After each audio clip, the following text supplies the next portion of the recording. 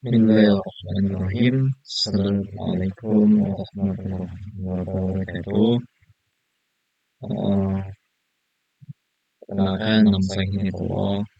Saya berasal dari Kolom 2 dan akan memaparkan dan menjelaskan perihal alur atau proses bisnis atau sebuah PMN dari perusahaan PT Indofood, sukses Makmur Tbk, dan MK ini mengenai APB, analisis bisnis, yang biasanya itu Aziz Kasdani SKM.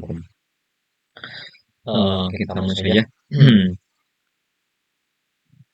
Yang pertama mungkin mulai latar belakang. Latar belakang dibuatnya PPMN awal atau alur di sini yaitu poin pertama itu perkembangan teknologi inovasi yang sangat meningkat. Persaingan industri makanan minuman menuntut sebuah perusahaan untuk memiliki sistem kerja yang lebih efektif, efisien, cepat, dan terintegrasi. Yang kedua, poin itu untuk meningkatkan sebuah kualitas layanan dari segi pemesanan, produksi, distribusi ke konsumen. Nah, itu dari mulai tahapan penerimaan pesanan, produksi, pengecekan stok di gudang, pengiriman ke customer, sampai ke penjualan. Selanjutnya yaitu profil perusahaan. Perusahaan PT Indofood pertama kali berdiri pada tahun 1990 dengan nama PT Pangan Jaya Inti Kusuma. Dan kemudian pada tahun 94 berganti dengan PT Indofood Khusus Makmur Tbk. Perusahaan ini pertama kali didirikan oleh Bapak Sudono Salim, pengusaha yang sangat terkemuka pada zaman itu, pada era Soeharto, dan dekat juga pada pemerintahan saat itu. Uh, Indofood sekarang itu dipimpin oleh dari utamanya itu PT, yaitu Bapak Antoni Salim. Antoni Salim ini selaku anak dari Pak Sudono Salim. Oleh Antoni Salim dari PT Indofood ataupun perusahaan Salim Group. Dan ada cucu dari Sudirman Salim, itu Akson Salim, pelaku anak dari Akson Salim itu sebagai direksi atau direktur di PT Indofood ini. Nah, dalam perusahaan ini bergerak di bidang produksi, distribusi makanan dan minuman, serta perusahaan produk lainnya. Visi misi PT Indofood. Yang pertama visinya, menjadi perusahaan yang total food solution, yaitu perusahaan yang mau menyediakan berbagai solusi pangan secara menyeluruh untuk memenuhi kebutuhan konsumen dalam maupun luar negeri. Tentunya kita tahu ada produk dari PT Indofood yang sangat populer, yang sangat kuat, yaitu Indomie. Indomie ini dalam salah satu riset ataupun survei, survei itu GNFV atau Goodstat, itu menjadikan Indomie ini brand ataupun ya brand dalam sebuah negara yang populer yang kuat itu. Indomie ini menjadikan brand bagi negara Indonesia brand yang kuat ataupun brand yang sangat populer. Ketika kita menyebutkan nama Indonesia, ketika orang lain pengen tahu brand apa yang kuat di negara itu, bangsa itu, pasti orang menyebutnya Indomie. Karena itu brand populer dan brand kuat. Bahkan produk Indomie ini sudah ada di seluruh dunia, mau itu di Asia, di Amerika, di Eropa, di Afrika, dan negara ASEAN lainnya. Misinya yang pertama, tentunya memberikan solusi atas kebutuhan pangan yang secara berkontinu gitu. Kita hidup tidak lepas dari pangan, karena pangan itu nomor satu bagi kehidupan kita. Pangan, papan, sandang. Pangan ini makanan kita makan. Pangan ini, Indomie ini satunya, itu berasal dari sagu. Yang mana sagu ini, ya, dia dari sagu ataupun dari beras ataupun dari yang lainnya. Di mana ini bagikan bagi kebutuhan gitu. Gandum, dari gandum tentunya. Gandum ini ibaratnya itu beras, gitu. Itu menurut pokok. Poin yang kedua, meningkatkan kompetensi karyawan, proses produksi dan teknologi betul. Di mana perusahaan semakin berkembang, semakin besar, semakin maju, disitulah kompetensi karyawan akan meningkat secara SDM, sumber daya manusia. Dan secara sumber daya alam, kualitas produksinya akan meningkat secara kualitas maupun kuantitas. Dan teknologi yang digunakan pun akan menjadi teknologi yang mutakhir dan terkini. Contoh, produksi menggunakan basis AI, atau IIoT, menggunakan mesin otomatis. Poin ketiga, memberikan kontribusi bagi kesejahteraan masyarakat dan lingkungan. Betul. Ketika sebuah lapangan kerja tercipta, perusahaan meningkat, melebarkan sayapnya, membuka cabang atau perusahaan di berbagai daerah, di berbagai negara, itu tentunya akan berkontribusi secara sumber karyawan, akan meningkatkan kegiatan karyawan, akan meningkatkan pendapatan karyawan, akan memberikan kontribusi secara ekonomi baik ke daerah maupun negara tersebut. Poin yang keempat, meningkatkan nilai bagi para pemangku kepentingan betul. Di sini ada perusahaan, ada karyawan, ada supplier, ada customer, dan semuanya itu akan saling terhubungan satu sama lain. Produk dari teknik IoT ini sangat banyak. Mungkin di sini kita hanya mencantumkan beberapa poin-poin inti, yaitu dari mie instan, tepung terigu, makanan ringan, produk susu, minyak goreng, dan minuman. Mie instan kita bisa sepil. Indomie, merek Sarimi. Indomie ini wah brand populer. Bisa menjadi brand value brand atau brand core di Indonesia. Ketika negara lain akan pengen tahu brand apa yang ada di negara kita, itu akan pasti teringat Indomie. Karena Indomie sudah ada di berbagai negara benua mancanegara. Tepung terigu, tepung terigu ada si biru, makanan ringan, ada citato, ada potato rice, produk susu, ada susu enak, ada Indomie, minyak goreng itu ada produk minyak goreng dari PT Indofood yang diproduksi oleh anak perusahaan Indofood itu sendiri, yang Info Salim. Minuman banyak juga yang berkaitan dengan Indomie dan lainnya gitu. Kita sekarang masuk ke BPMN, yaitu Business Process Modeling and Notation. Artinya gambaran sebuah alur proses bisnis di perusahaan tersebut. Di mana isinya itu aktivitas yang terstruktur yang dilakukan oleh sebuah perusahaan, melibatkan sebuah lini bisnis atau sebuah unit dari berbagai sumber, yaitu sumber daya alam, yaitu sistem, yaitu sumber daya manusianya, agar semuanya berjalan secara efektif, efisien, dan berkesinambungan dan berkelanjutan.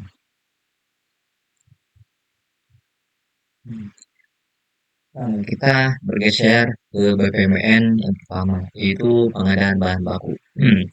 Di pengadaan bahan baku ini melibatkan 4 divisi atau empat elemen, yaitu ada penerimaan atau departemen purchasing, ada purchasing itu departemen pengadaan, ada supplier dan ada gudang atau warehouse. Yang pertama itu dari departemen purchasing. Pertama, dari ini mengidentifikasi kebutuhan dari bahan baku. Setelah itu akan membuat penerimaan pembelian. Hmm. Dari penerimaan pembelian akan mengirimkan PO ke Departemen Pengadaan. Setelah itu, Departemen Pengadaan akan menyeleksi dan mengevaluasi supaya kira-kira perusahaan butuh bahan baku apa dan harus ke siapa gitu. Sesuai spesifikasinya. Kira-kira perusahaan butuh bahan baku gandum ataupun beras buat bikin tepung terigu. Berarti harus ngambil supaya ke siapa dan harus diseleksikan mengevaluasi apakah supaya ini sesuai dengan kriteria apa enggak gitu. Dan setelah itu Departemen Pengadaan akan mengirimkan purchase order atau PO ke supplier, sesuai permintaan. Nah, dan dari supplier akan menerima PO, menerima purchase order dari Departemen Pengadaan perusahaan sebuah perusahaan itu sendiri. Nah, ketika supplier menerima PO dan dia akan menyiapkan serta mengirim bahan baku itu. Nah, setelah bahan baku itu datang ke gudang warehouse perusahaan itu sendiri, tentunya mereka akan dari gudang itu akan menerima bahan baku. Nah, setelah bahan baku datang, tentunya akan dicek secara kualitas ataupun kuantitas. Itu mungkin ada bagian warehouse yang namanya checker, mengecek apakah ini sesuai dengan dokumen di PO, berapa kualitasnya, apa jenis bahan bakunya, apa modelnya gitu, apa kualitas apa enggak. Ketika bahan baku ini tidak sesuai dengan kualitas dan kuantitas, tentunya barang ini akan diatur ke supplier.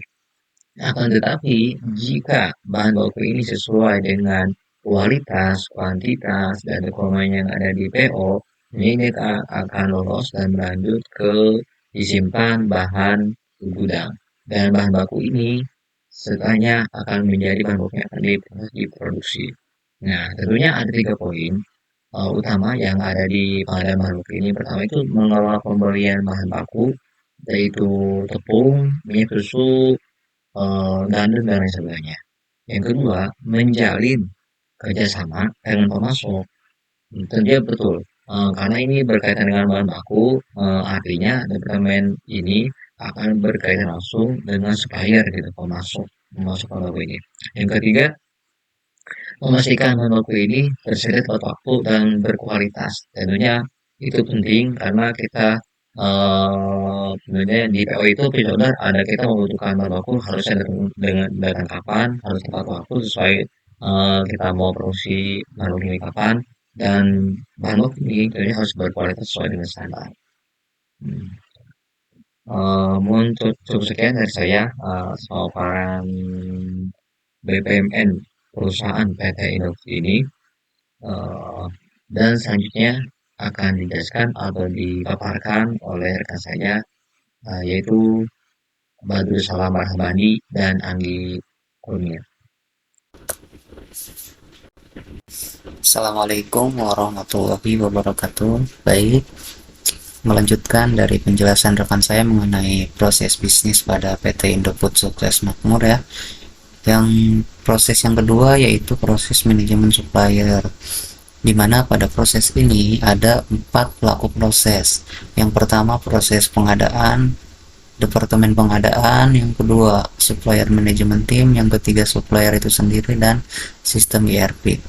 Nah, di sini ada flow mulai ya, dimana dimulai dari departemen pengadaan yang melakukan identifikasi atau kebutuhan dari supplier tersebut. Proses yang kedua yaitu pencarian dan identifikasi calon supplier yang dibutuhkan itu seperti apa ya. Yang ketiga yaitu apabila calon supplier sudah didapat, maka departemen pengadaan akan mengirimkan undangan kepada para supplier tersebut. Nah, setelah didapat para calon supplier tersebut, maka tim manajemen supplier akan melakukan evaluasi terhadap para calon supplier tersebut. Nih, di sini pada line supplier manajemen tim ada gateway, di mana ini merupakan percabangan ya. Apabila supplier tersebut memenuhi standar, maka akan dilakukan ke proses selanjutnya, yaitu approve. Apabila approve, akan diadakan penandatanganan kontrak yang melibatkan manajemen supplier tim dan supplier. Setelah penandatanganan kontrak, maka supplier tersebut akan dimasukkan ke sistem ERP atau sistem database supplier.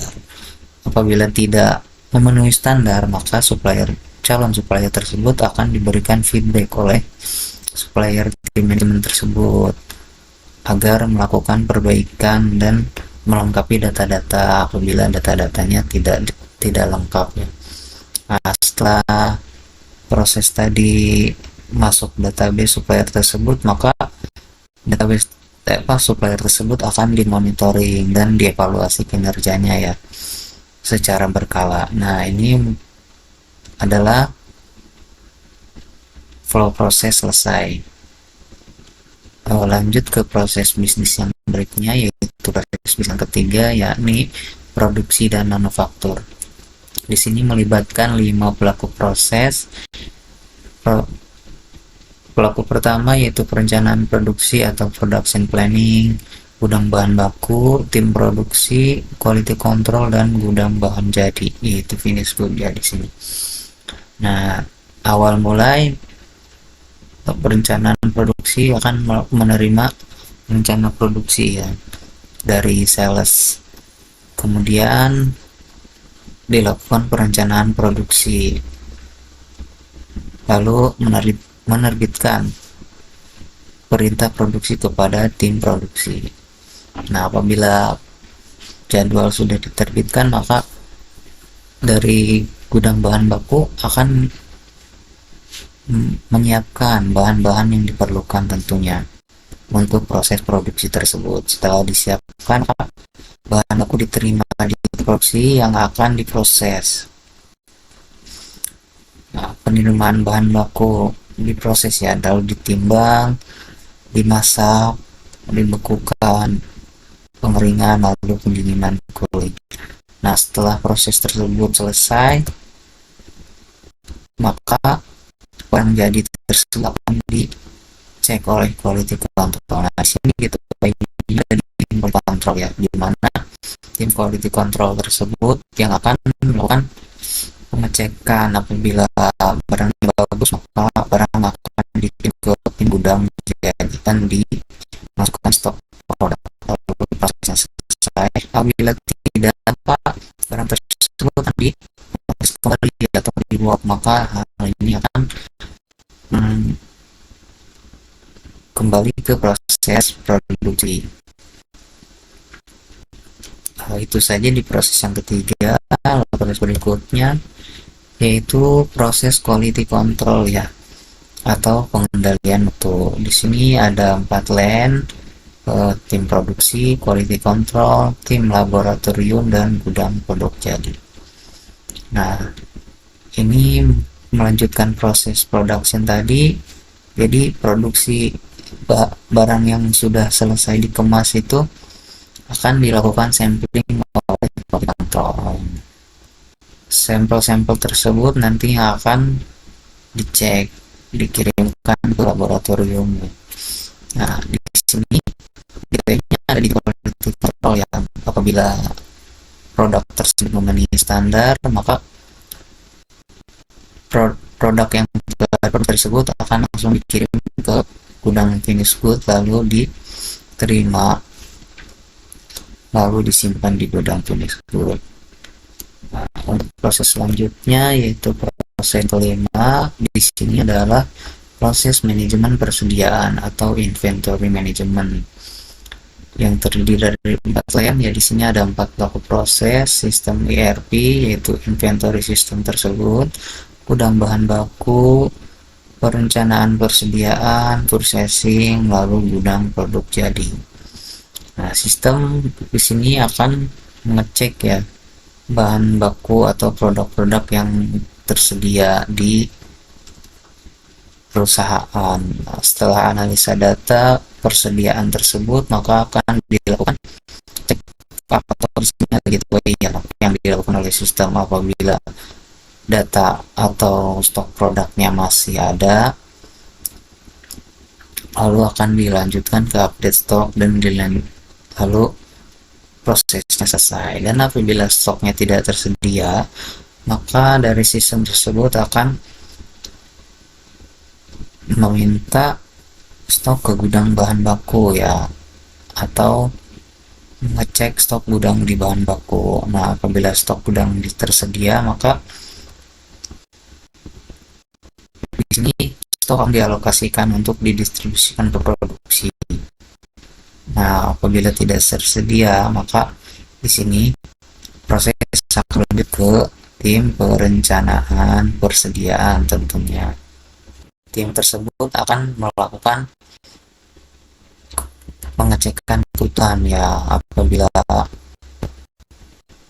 membutuhkan, lalu meminta anggaran pembelian untuk pada operasi.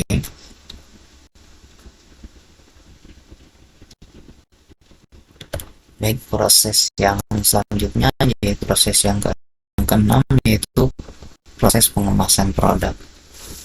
Ya, di sini proses pengemasan produk tidak ada bedanya dengan halnya manufacturing tadi ya, proses produksi.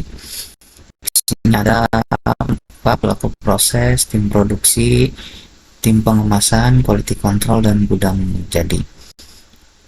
Nah, setelah produksi selesai, di sini akan dilakukan proses pengemasan atau packaging list, packaging line. Nah, dari produk yang sudah jadi maka akan diterima oleh tim pengemasan, akan dikemas, lalu seperti biasa ya, produk yang sudah selesai diproduksi itu akan selalu dicek oleh quality control.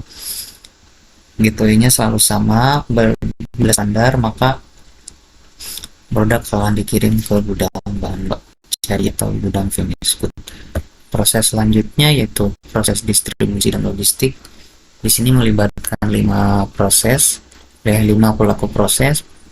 Yang pertama sales, customer atau distributor atau retailnya sendiri. Yang kedua warehouse atau gudang bahan jadi, logistik atau transportasi. Lalu di sini ada tim control tower ya, atau bisa kita sebut monitoring, dan yang ketiga adalah administrasi atau dokumentasi.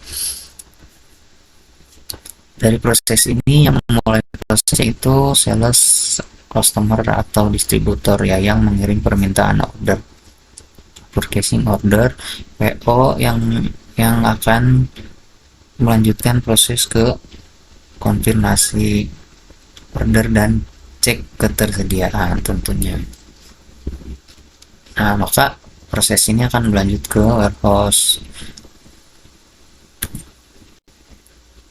yang akan membuat packing list berdasarkan order yang disesuaikan. Lalu picking produk di gudang, lalu dicek kuantitas dan kualitasnya. Lanjut ke tim logistik. Apabila sudah sesuai, akan bisa terima untuk pengiriman kepada customer. Ini berikutnya proses ke-8 yaitu proses penjualan atau sales.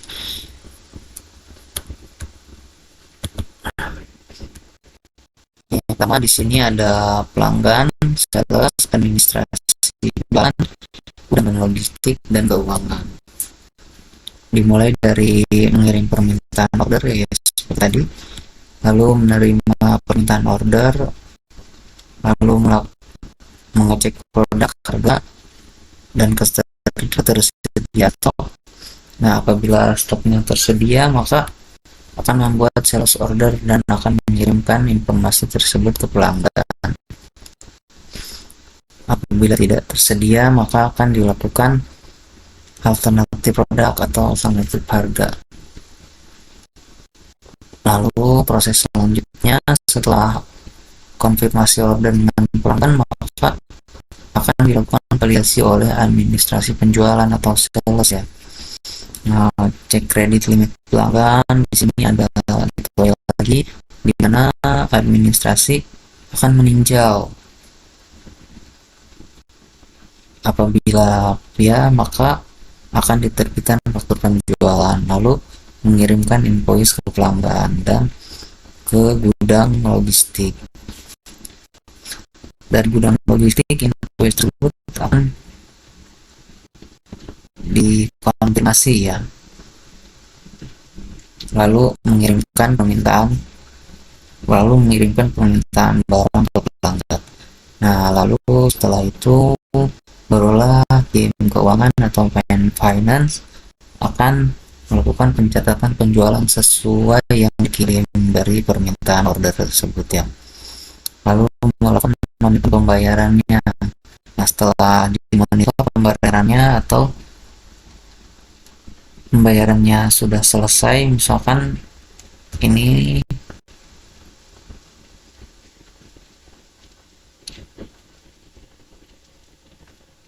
bila sudah selesai pembayarannya, maka perusahaan berakhir atau selesai. Baik saja dari saya, kurang lebihnya mohon maaf. Assalamualaikum warahmatullahi wabarakatuh.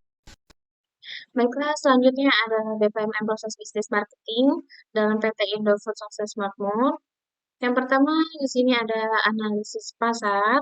Yang kedua, perencanaan kampanye. Yang tiga, eksekusi promosi. Yang keempat, monitoring hasil. Yang kelima, ada evaluasi kampanye. Dalam marketing ini ada beberapa poin. Yang pertama ialah ada rencana komprehensif yang dirancang untuk mempromosikan produk atau layanan bisnis. Dan yang selanjutnya memahami pasar dan menetapkan sasaran. Ada juga yang terakhir ialah menyusun strategi pemasaran dan promosi produk. Untuk selanjutnya adalah soal BPMN proses bisnis keuangan. Dalam BPMN alur proses bisnis keuangan ini, yang pertama adalah ada perencanaan keuangan. Selanjutnya pengeluaran, yang ketiga penerimaan, yang keempat ada accounting atau akuntansi, yang kelima adalah pelaporan keuangan. Dalam keuangan ini ada mengelola pembayaran dari pelanggan atau distributor, mengatur anggaran produksi dan distribusi, dan yang terakhir membuat laporan keuangan perusahaan. Selanjutnya adalah laporan anggaran operasional proses bisnis. Di sini ada kebutuhan operasional dan estimasi biaya per bulan. Yang pertama ada sistem administrasi, gaji admin penjualan, operasional gudang dan biaya produksi barang, pengemasan produksi, distribusi dan pengiriman, maintenance, sistem dan quality control produk, dan yang terakhir ada cadangan operasional. Selanjutnya ada efisiensi waktu proses bisnis.